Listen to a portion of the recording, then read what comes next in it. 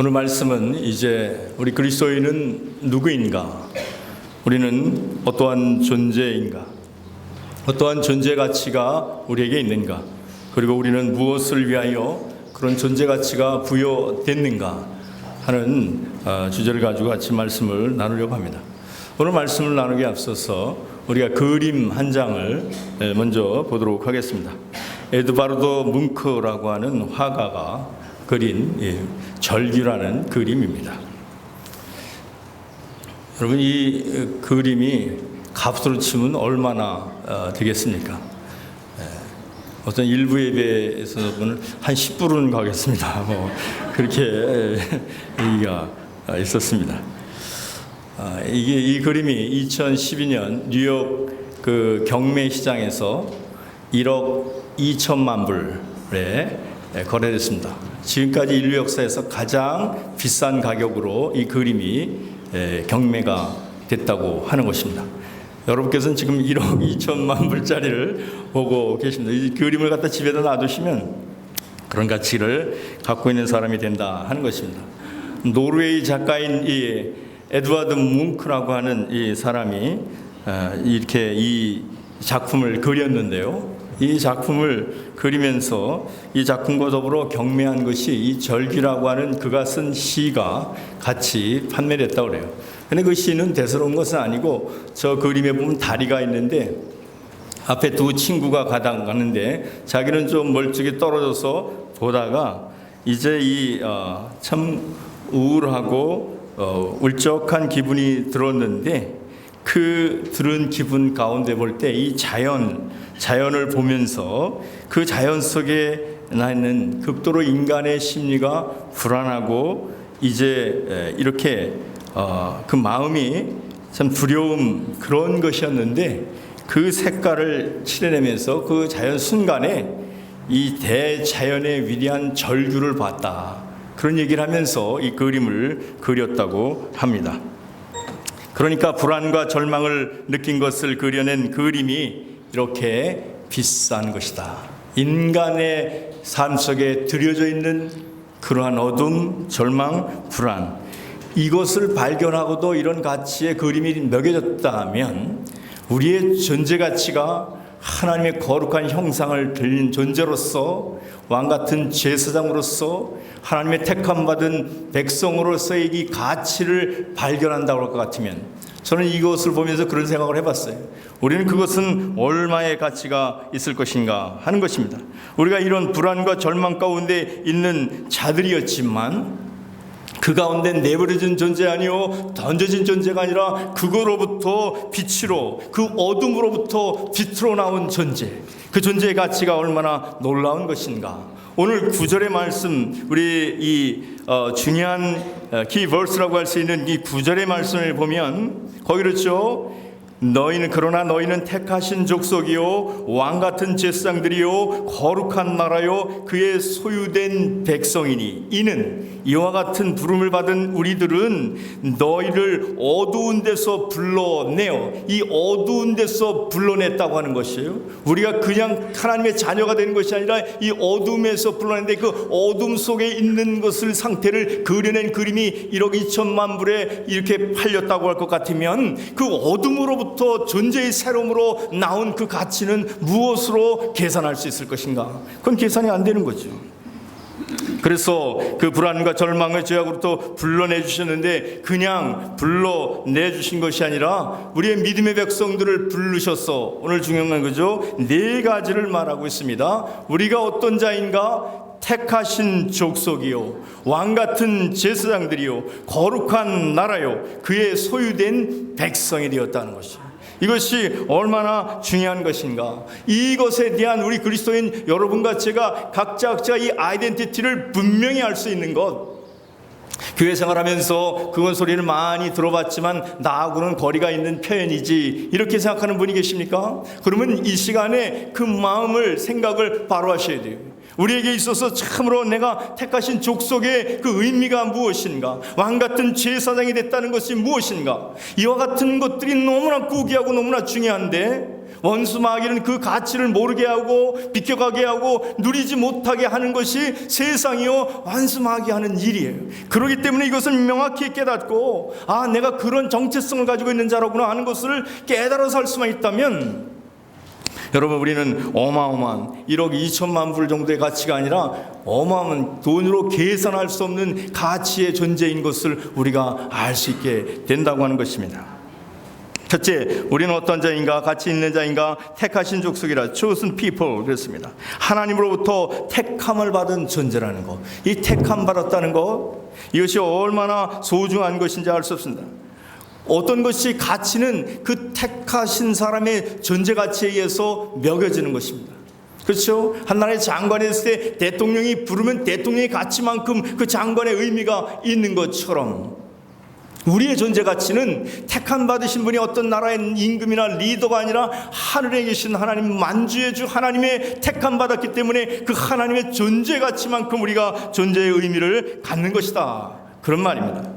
우리는 이런 택함을 받은 이제 만한 그런 선행을 했다거나 그런 은총을 받을 만한 우리 고매한 인격을 소유했다거나 그렇지가 않습니다. 그런데도 놀라운 것이 있어요.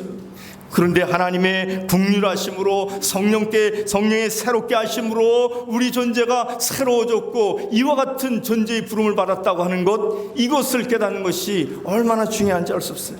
그래서 디도서 3장 5절에서 7절에 있는 말씀이 그와 같은 말씀을 말하고 있습니다. 우리가 5절 같이 한번 읽어보겠습니다. 시작. 우리를 구원하시되 오직 을 따라 중생의 씻음과 성령의 새롭게 하심으로 하셨나니. 여기 잠깐 스탑해서 보시면, 우리를 구원하시되 우리가 행한 바 그 의로운 행위로 말미암지 않고, 우리가 무슨 의로운 행위를 해서 가시가 아니라는 거예요. 오직 그의 하나님의 긍휼하심, 그 컴패션, 그 멀시가 그것을 따라서 우리를 중생 거듭나게 하는 그 씻음과 성령의 새롭게 하심으로 우리 택함받은 가치가 부여되게 됐다는 것입니다. 이거 중요하죠. 6절 말씀 계속해서 읽어보겠습니다. 시작. 우리 주 예수 그리스도로 말미암아 우리에게 그 성령을 풍성히 부어 주사 우리로 그의 은혜를 힘입어 의롭다 하심을 얻어 영생의 소망을 따라 상속자가 되게 하려 하심이라. 아멘. 이것이 택함받은 자예요. 택함받은 자. 지난 우리 수요일은 대학에서도 가르치시고 인간 문화재이신 이 김호석 집사님의 그 향필이 연주를 통해서 우리가 좀 은혜의 시간을 갖게 됐습니다. 그 향필을 보면서 이게 작은 향필이 이 대나무로 만든 이 보잘것없는 이와 같은 그 악기가 얼마나 아름다운 소리를 내는지 몰랐어요. 이렇게 보기에도 시원하지 않은 가느다란 대나무에 불과한데 그 전문 음악가의 손에 들려졌을 때 그 아름다운 소리가 나는 것이에요. 아니, 어디에서 저런 소리가 날까 하는 생각을 하면서 참 신기하다는 생각을 했습니다. 그 피리가 음악가의 손에 들려질 때 그런 소리가 나는 것이죠. 그러니까 악기의 가치는 그 자체에 있는 것이 아니라 그것을 사용하는 사람, 택해서 부르는 사람에 의해서 그 가치가 매겨진다는 것입니다. 저는 아무리 불어도 소리가 안 나더라고요. 삑삑하기만 하고. 그래요. 그런 것이죠. 우리가 복되고 아름다운 인생이 될 수 있는 것도 마찬가지입니다. 우리를 부르신 우주에 전능하신 하나님, 그 하나님 때문에, 그 하나님이 선택해 주셨기 때문에 오늘 우리 존재 가치가 있는 것이에요. 그러니까 나로서의 나는, 남이 보는 나도 내가 아니요 내가 보는 나도 내가 아니라 하나님이 보는 내가 나인 줄로 믿습니다. 오늘 너무나 다른 사람에 비교해서 다른 것에 의해서 자꾸 열등의식을 갖고 비교해서 좌절하고 낙마하는 일이 얼마나 많은 줄 알 수 없습니다. 이번 한국에 다녀오신 분 얘기 들으니까 한국은 뭐 옷도 다 똑같이 입어서 그냥 이게 누구 분별이 안 될 정도래. 다. 오늘 우리 권사님, 한국에 있는 권사님이니까 자기들이 반지를 끼고 이렇게 나갔는데, 글쎄 그 다음에 나가보니까 다 똑같은 반지를 했더래. 그래서 어디 가서 똑같이 만들었나 했더니 한 사람이 했는 거 보고 어디서 만들었냐고 다 땀칠 가갖고 그 반지를 똑같이 해서 꼈다는 거예요. 그렇게 개성이 없어요. 그렇게 자신이 없는 거예요. 자기 자신이 없는 것이에요. 그렇기 때문에 남같이 똑같이 하면 불안한 것이에요. 그러나 우리의 존재 가치는 그렇게 해서 되는 것이 아니라 전능하신 하나님의 부름에 우리 존재 가치가 있는 줄로 믿습니다. 이것이 참 중요한 것이에요. 이 택함 받음이 얼마나 중요한 것인가. 우리는 성경의 인물들을 볼 때마다 다 그렇습니다. 성경의 인물은 대단한 인물이 하나도 없습니다. 아브라함이 그렇고 모세가 그렇고 다윗이 그렇고 기드온이 그렇고 다 그렇습니다.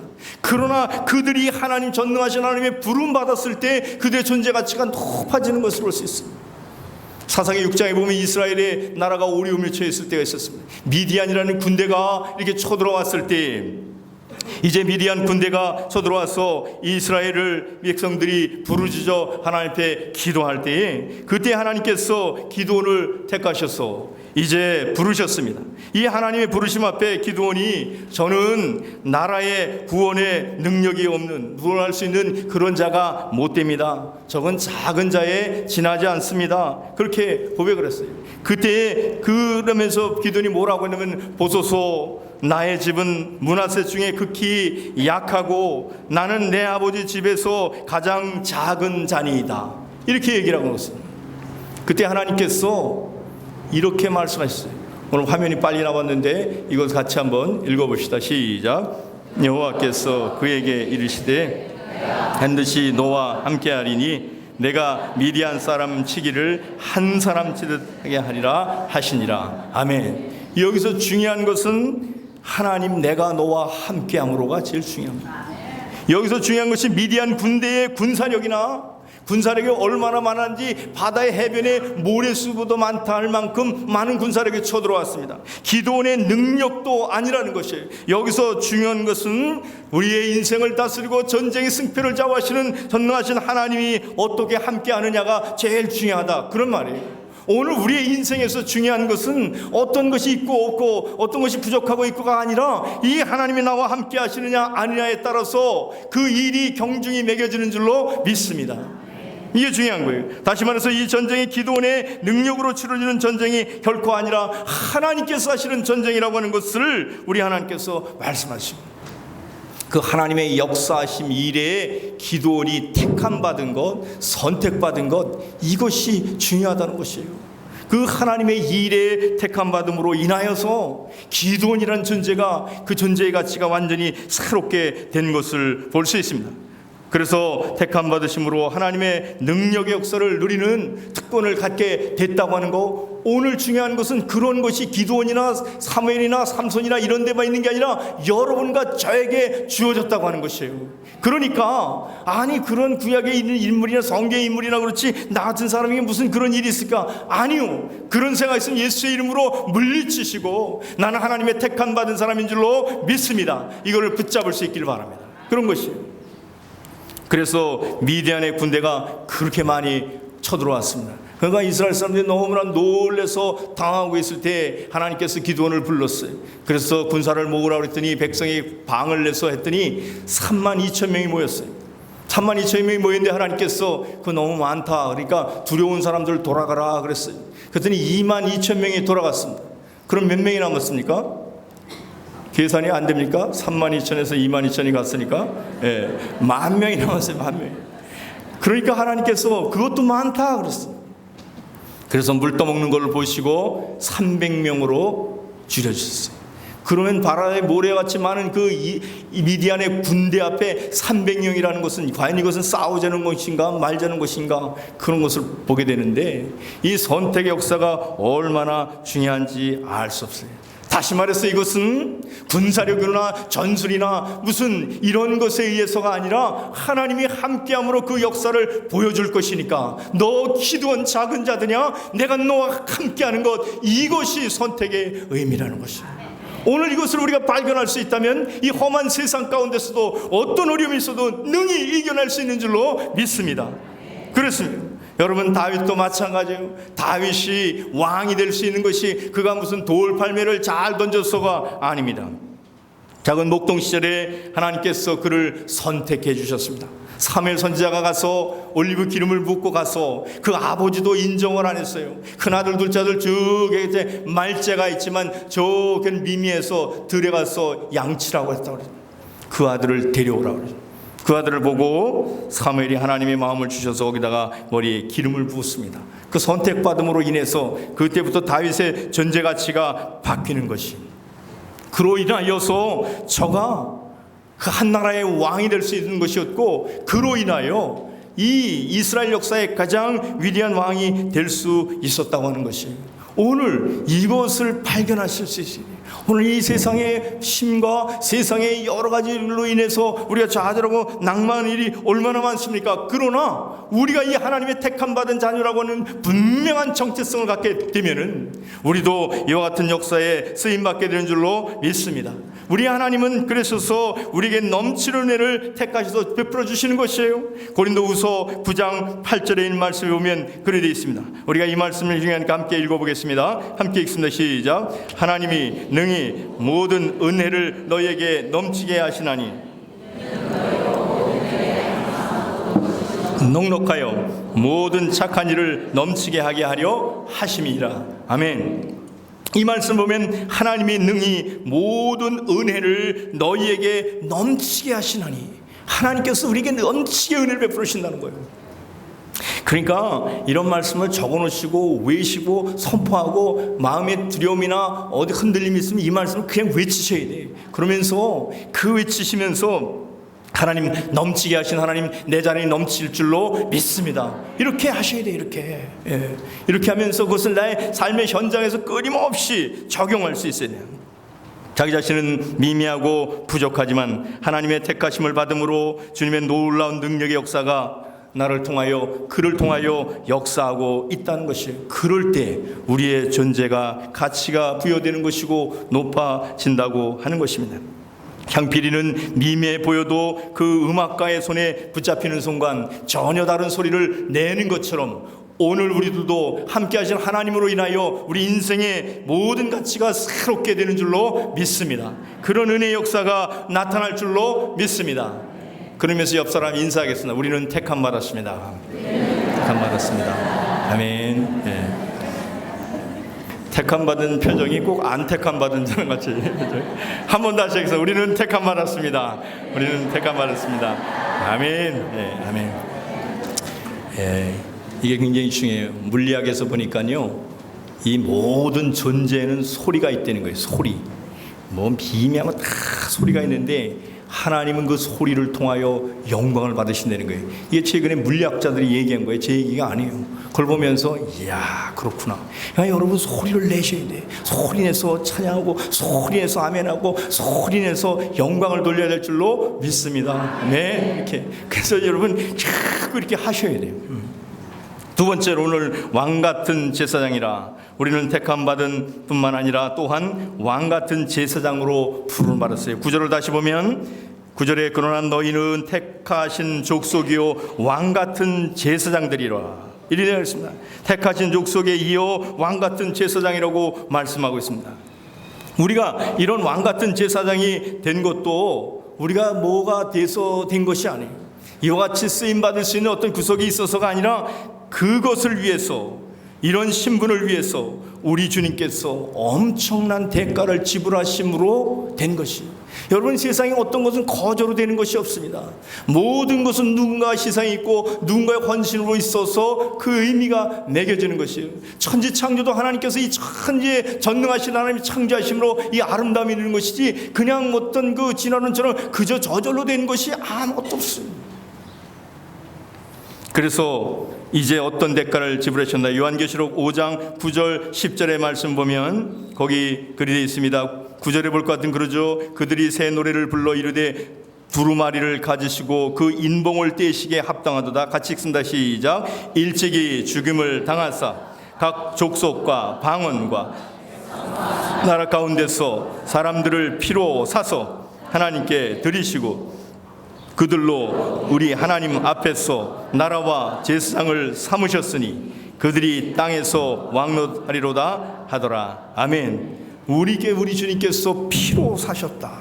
하나님의 생명의 값을 지불하고 그리고 우리를 하나님께 사서 들여시게 되셔서 우리가 하나님 앞에서 그 나라의 왕이요 그 나라의 제사장을 삼으셨다는 것이에요. 이것이 얼마나 놀라운 우리의 존재 가치를 부여하는 것인가 하는 것이에요. 그래서 왕 같은 제사장이라는 것은 왕의 역할과 제사장의 역할이 함께 부여된 신분을 의미하는 것입니다. 제사장은 하나님과 인간 관계를 위해서 그러한 일을 하는 직분이라면, 왕은 하나님이 이 세상을 향하여 다스리는 사역을 감당하는데 그 일을 담당하는 자가 이 왕의 존재라 하는 것을 우리가 알 수 있어요. 다스림이죠. 오늘 5장 10절 앞에서 작게 본 5장 10절 말씀을 다시 보면 거기에 있어요. 그들로 우리 하나님 앞에서 나라와 제사장을 삼으셨으니, 다 같이 읽습니다. 그들이, 시작, 그들이 땅에서 왕 노릇하리로다 하더라. 아멘. 이 목적이 있는 것이에요. 우리를 그냥 제사장 삼고 그냥 왕 삼은 것이 아니라 다스림의 것을 주시겠습니다. 이 직임은 인간을 창조해 놓으시고 본래 하나님께서 우리 인간에게 주셨던 하나님의 왕권이었습니다. 창세기 1장 28절에 보면 그렇게 있죠. 하나님이 그들에게 복을 주시며 하나님이 그들에게 이르시되 생육하고 번성하여 땅을 충만하라, 땅을 정복하라, 바다의 고기와 하늘의 새와 땅에 움직이는 모든 생물을 다스리라 하시니, 여기 다스리라는 것은 자연 만물을 그냥 아무렇게나 내가 황폐하게 만드는 그런 게 아니에요. 그런 건 저 시틀러나 김일성이가 하는 짓이고요. 우리가 하는 것은 케어하는 것이, 이 존재 가치가, 생명은 생명의 존재 가치를 그대로 있게 하는 것, 그런 것이 왕의 진실한 다스림이죠. 그런 사역을 하게 돼 있다 그런 말이에요. 그래서 하나님만이 다스릴 수 있는 것을 우리에게 위임해 주셔서, 다시 말해서 이렇게 다스리는 것은 킹덤에 대한 하나님의 킹덤 드림을 이루시기 위한 것이에요. 킹덤, 킹이 덤하는 거예요. 도미니언이 뭐예요? 다스리시는 거예요. 이 통치하는 것이란 말이에요. 그러니까 킹덤이라고 할 때 그것은 킹이 다스리고 통치하는 것을 말하는데, 우리로 하여금 하나님께서 근본 디자인이 우리를 만들어 놓으시고 또 하나님의 나라를 통치하고 다스리는 디자인을 갖고 계셨어요.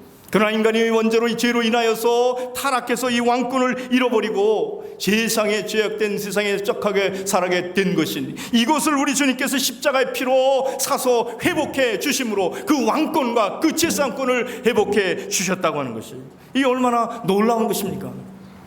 그런 것을 우리가 엿볼 수 있는 것이 이 고린도 교회를 통하여서 알 수 있습니다. 고린도 교회가 내분이 있어서 이런 문제가 세상 법정으로 나가게 됐어요. 그때 바울 사도가 너무나 안타까워서, 아니 우리가 세상을 다스릴 것인데, 이번 천사도 다스릴 것인데 어떻게 너희들이 세상의 판단을 받기로 거의하느냐.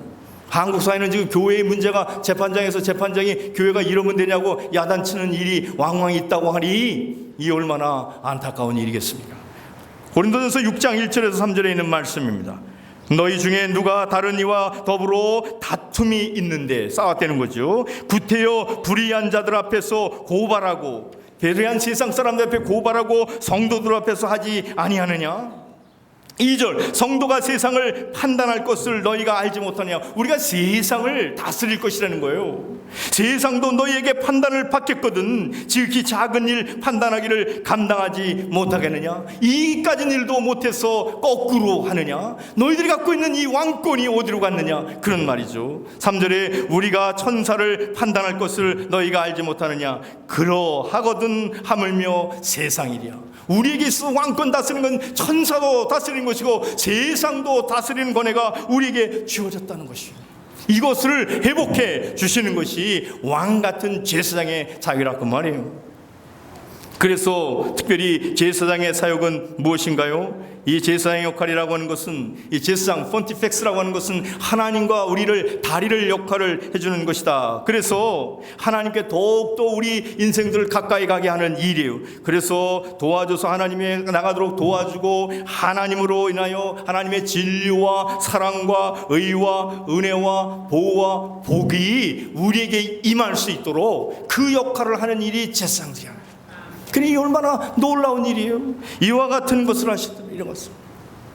그래서 우리에게 이와 같은 왕과 제사장의 직분을 감당하는 존재, 여러분 성경에서 쭉 여러분 보시면 왕과 제사장을 겸한 사람이 없어요. 딱 한 명 있습니다. 창세기 14장에 나오는 인물 딱 한 명 있어요. 누구겠습니까? 멜기세덱이에요. 멜기세덱은 이제 우리가 잘 아는 창세기 14장에 보면 이 중동 지역의 근동 지역에서 이 전쟁이 일어났습니다. 그래서 엘람 왕 그돌라오멜이 엘람 왕이 이제 소돔과 고모라 지역에 전쟁이 났어요. 그래서 아브라함의 조카인 롯이 잡혀가게 됐습니다. 아브라함이 롯뿐만 아니라 그의 가족들, 식솔들, 재산이 몽땅 뺏기게 됐어요. 그 얘기를 들은 아브라함이 어떻게 했습니까? 자기 집에서 길리운 사병들 318명을 데리고 그 전쟁에 나갔습니다. 그러면 이게 이제 여기 엘람 왕이 5나라, 소돔 4나라에서 9나라가 전쟁하는 그 가운데 318명을 갖고 전쟁에 이긴다는 건 불가능한 일입니다. 그래서 그것은 하나님께서 그 전쟁을 이기게 하신 것이죠. 그래서 아브라함이 전쟁에서 이기고 롯과 그 모든 것을 다시 찾아가고 돌아올 때 그 돌아오는 데서 이제 그 환영식을 하게 되는데, 그때 나가서 만난 인물이 멜기세덱입니다. 멜기세덱이 나가서 만나죠. 그가 떡과 포도주를 가지고 이 아브라함을 축복할 때 아브라함이 전리품 전쟁에서 승리했던 것의 10분의 1을 멜기세덱에게 바치는 그런 내용이 나옵니다. 그래서 이 멜기세덱을 그때 멜기세덱이 아브라함을 축복하죠. 창세기 14장 19절에 있는 말씀입니다. 우리 같이 함께 읽어보겠습니다. 시작. 그가 아브라함에게 축복하여 이르되 천지의 주제이시오 지극히 높으신 하나님이요 아브라함에게 복을 주옵소서. 이 멜기세덱의 신분이 왕이요 제사장이라고 하는 것입니다. 어떻게 됩니까? 우리 이 성경에 보면 이 멜기세덱이 그와 같은 신분이라고 히브리서 7장 1절에서 3절에 그렇게 나와 있습니다. 히브리서 7장 1절에 보면 이 멜기세덱은 살렘의 왕이요 지극히 높으신 하나님의 제사장이라. 왕이요 제사장이 인물이요 여러 왕을 쳐 죽이고 돌아오는 아브라함을 만나 복을 빈 자라. 아브라함이 모든 것의 10분의 1을 그에게 나눠주니라. 그 이름을 해석하면 먼저는 의의 왕이요 다음은 살렘의 왕이니 곧 평강의 왕이요. 3절 보시면 아버지도 없고 어머니도 없고 족보도 없고 시작한 날도 없고 생명의 끝도 없어 하나님의 아들과 닮아서 항상 제사장으로 있느니라. 이 신비한 존재가 멜기세덱인데 이 멜기세덱의 반차를 조차 예수 그리스도께서 이 땅에 오신 것이죠. 그래서 예수님은 멜기세덱의 반차를 따르는 영원한 제사장이 됐다고 말하고 있는 것이죠. 히브리서 6장 20절이 그것을 말씀하고 있어요. 중요하니까 함께 읽어보겠습니다. 시작. 그리로 앞서가신 예수께서 멜기세덱의 반차를 따라 영원히 대제사장이 되어 우리를 위하여 들어가셨느니라. 이제 우리에게 핏값으로 사서 영원한 그 왕권과 제사장권을 우리에게 회복해 주셨다고 하는 것이죠. 이것이 어떤 제사장들만이라 어떤 사제들만이라 예수 믿는 모든 사람에게 이와 같은 특권을 부여해 주셨다고 하는 것이에요. 오늘 구절에 있는 말씀이 그와 같은 것을 우리에게 말씀하고 이 얼마나 놀라운 은총인가 하는 것입니다. 그래서 이 말은 멜기세덱과 예수님의 반열에 우리 모두가 소속되어 있다고 하는 것, 이것을 발견한 것이 중요해요. 그래서 멜기세덱은 떡과 포도주를 가지고 아브라함에게 나왔는데 예수님은 성찬에 떡과 포도주를 가지고 성찬하면서 그 피로 십자가의 대속함으로 우리에게 왕권과 제사장됨을 허락하신 것이, 이 얼마나 놀라운 것이, 이것을 발견할 수 있는 것, 여기에 우리의 진정한 우리의 존재 가치가 있는 것이요, 예수 믿는 자는 적어도 이런 것에 의해서 살아갈 수 있어야 된다고 하는 것입니다. 이것이 엄청난 은총이요 이런 직분에 소유한 것이 얼마나 놀라운 것인가 하는 것입니다. 우리 옆 사람 다시 한번 인사합시다. 당신은 왕 같은 제사장입니다. 네, 네. 아멘하고 받으셔야 돼요. 아멘하고 받으셔야 돼요. 네. 아멘하고 받으셔야 돼요. 네. 우리 한국 사람들이죠. 아유 잘생기셨습니다. 아유 잘생기긴 뭐리요 잘생긴, 그런 말을 잘생긴 아멘으로 받겠습니다 이렇게 하세요. 네, 아멘으로 받겠습니다 이렇게 우리 말을 바꿔야 돼요. 제가 어느 목사님 들으니까 그렇게 하더라고. 그거 참 좋다. 우린 겸양지독이라고 해갖고 아유 잘생기군요, 뭐 잘생긴 사람 다 죽었나요, 뭐 그런데 그게 아니라 잘생기셨군요, 아멘으로 받겠습니다, 잘생긴 삶을 살겠습니다. 여러분 아멘 이렇게 받아 있어요. 얼마나 중요한지 몰라요. 그 다음으로는 우리가 거룩한 나라요 소유된 백성이라고 9절에 그렇게 말씀하죠. 너희는 택한 족속의 왕같은 제사장이요 거룩한 나라요 그의 소유된 백성이니. 이와 같이 하는 것도 어마어마한 특권입니다. 우리 자체가 거룩한 나라요.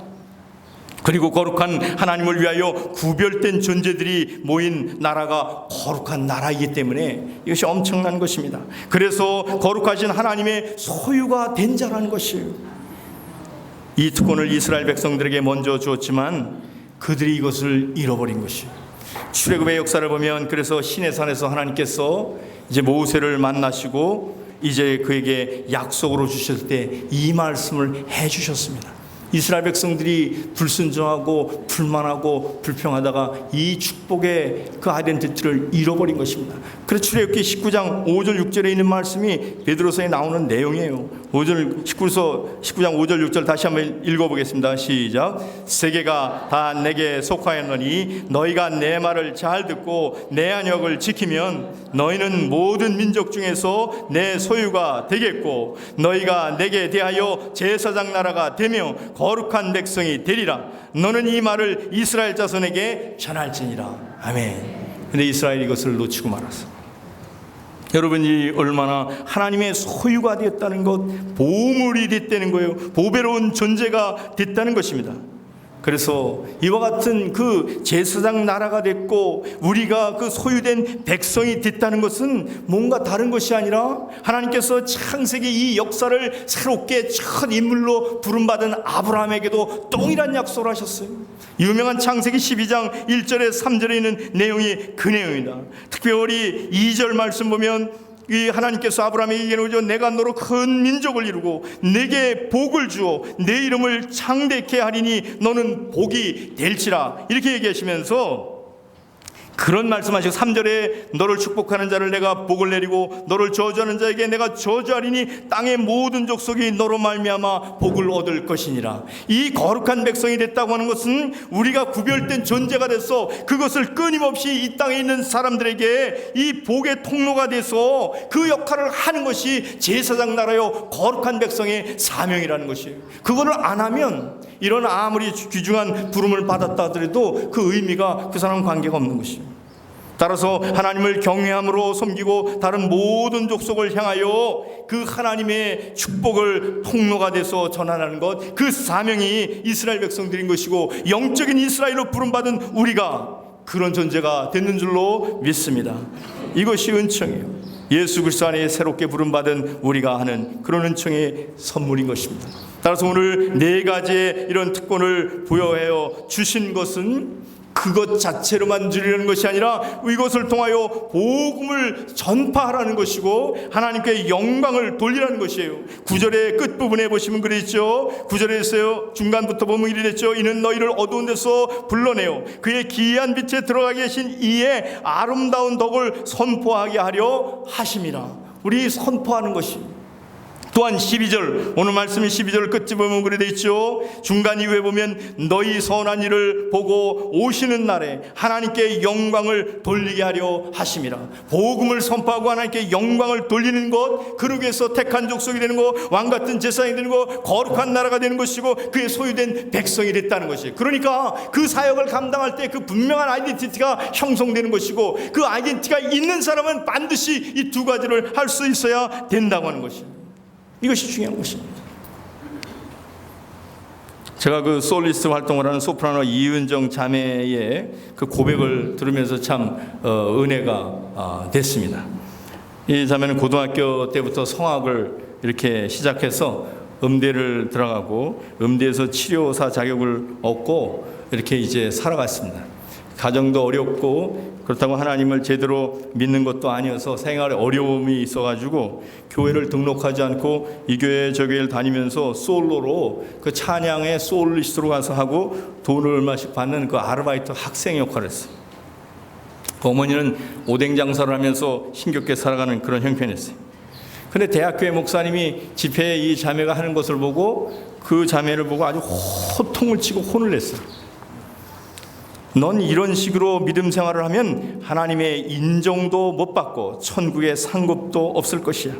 넌 천국을 아는 사람도 아니고 넌 단지 명목상의 그리스도인이지 진짜 거듭난 크리스천이 아니야. 내가 만약 하나님의 나라를 알고 그 상급을 알고 거듭난 그리스도인이라면 예배를 그렇게 드릴 수가 있겠니? 모든 성령의 기름 부음은 예배를 통하여 오는 것인데 돈 받고 이 교회 저교회 다니면서 그렇게 예배를 더럽혀 가지고 어떻게 하나님의 영광이 되겠는가? 그 사람의 참된 신앙인지 아닌지는 예배를 통해서 알 수 있는 것인데 너의 예배가 무너졌어. 무슨 축복이 너에게 있을 것이야. 이렇게 호통을 쳤어. 이런 말 들으면 교회에서 거의 10명 중에 8명은 시험에 듭니다. 다 떠나갑니다. 제가 한번 해볼까요? 떠나게 돼 있어요. 그런데 이 자매가 그걸 성령의 음성으로 하나님의 음성으로 받았어요. 눈물을 흘리면서 교회에 등록을 하고 그 교회에서 성가대 열심히 하고 가르치는 일 열심히 하고 그 얼마나 열정적으로 그렇지 내가 잘못 살아왔구나 잘못 믿었구나 깨닫고 큰 시험을 했어요. 그 목사님이 보고 너무나 아주 그냥 그 봉사하는 모습이나 섬기는 모습이 너무나 아름다워서 그래 그리고 음악도 잘하니까 너는 저 세계적인 솔리스트가 될 것 같다. 그리고 너는 저 카네기 홀에서 발표할 수 있는 그런 자가 될 것 같아. 그런데 아멘을 안 해드래요. 그래서 그리고 너는 조수미보다 잘할 것 같아 이렇게 얘기했대요. 그랬더니 그 자매가 아유 카네기 홀은 아무나 가나요? 조수미는 아무나 되나요? 이렇게 얘기를 해드려요. 믿음은 미래의 완료형이야. 그러니까 네가 지금으로 믿음으로 응답하면 역사는 하나님이 하시는 거야. 아멘해. 그랬더니 아멘하더니 아멘하더니 여러분 한번 합시다. 믿음은 미래의 완성입니다. 아멘. 그래서 아멘으로 받았다는 거예요. 그래서 그 자매 목사님 내가 이제 콩쿠르에 나가서 1등하고 상급 받으면 그 상급의 반은 교회에 헌금하겠습니다 그러더랬어요. 헌금하고 안 하는 건 내 마음대로 하는 것이지만 좌우지간 너는 하나님 앞에 바로 영광을 돌려라 그랬다는 거예요. 그러더니 이 자매가 이 KBS 신인 음악 콩쿠르에 나가더니 1등을 해드는 거예요. 홍남파 음악 콩쿠르에서 대상을 하고 엄정행 음악에서 콩쿠르에서 대상을 받고 독일로 유학을 갔는데 독일의 바덴바덴의 콩쿠르에서 1등을 하더는 거예요. 그리고 떠오른 것은 그리스 아테네에서 하는 그 마리아 칼라스 콩쿠르에서 1등을 했다는 거예요. 이 마리아 칼라스의 콩쿠르에서 조수미는 2등을 했답니다. 그런데 이 자매가 그 해에 이 자매가 1등한 그 해에 특별 보너스가 주어졌는데 이 마리아 칼라스 콩쿠르에서 1등한 사람은 이 미국의 이게 어디야 여기에 가서 이 어디야 금전인데 잊어버렸네. 카네기 홀에 가서 흥분했더니 내가 더 잊어버렸네. 연주하는 특권을 주셨다는 거예요. 그러니 그 목사님 믿음으로 받았는데 그게 그대로 이루어졌다는 거예요. 우리의 능력에 그렇게 차이가 있는 게 아니라 그 찬양할 때 성령이 감동하면 모든 사람이 감동의 역사가 일어나게 되는 것이에요. 이것이 얼마나 중요해요. 하나님이 하시는 것이다 그런 말이에요. 믿음이 중요한 거예요. 우리 안에 하나님의 능력이 역사하는 것이 중요하다는 것이에요. 그래서 하나님의 택함 받고 이제 하나님의 복음을 선포하고 하나님의 영광을 돌린 사람은 하나님께서 반드시 그를 높여주는 줄로 믿습니다. 그런 거예요. 이 상을 받기 전부터 이분은 열심히 예배드리고 봉사를 열심히 했답니다. 이 자매님이 그래서 믿음이 생겼는데 교회를 열심히 봉사하면서 전도를 그렇게 했다고 그래요. 전철에 타면은 전철에 신사숙녀 여러분 오늘 하루 동안 얼마나 피곤하십니까? 저는 아무 교회의 아무개인데 여러분을 위해서 찬양을 부르겠습니다. 그러면서 찬양을 그냥 아름다운 목소리로 찬양을 쫙 부르면 그 장례가 아주 그냥 쭉 하면서 다 속으로 아멘을 돼요. 아멘. 그러네요. 그래서 아니 이 전철 이런 데 보면 물건 파는 사람이 늘 귀찮게 하고 많은데 그런 사람이 와서 찬양을 하니까 얼마나. 그러면서 요 다음 정류장에서 내리실 분은 우리 교회가 곡이 있는데 한번 들려보십시오 이렇게 전도를 해드리는 거예요. 이야 우리 교회도 전철이 앞으로 좀 다녔으면 좋겠어요. 그것이 참 얼마나 아름다운 것인가. 그렇게 높이니까 하나님께서 그를 높여 주셨다고 하는 것입니다. 중요한 것은 내가 믿고 있는 바를 표현할 수 있어야 돼. 창피한 것이 아닙니다.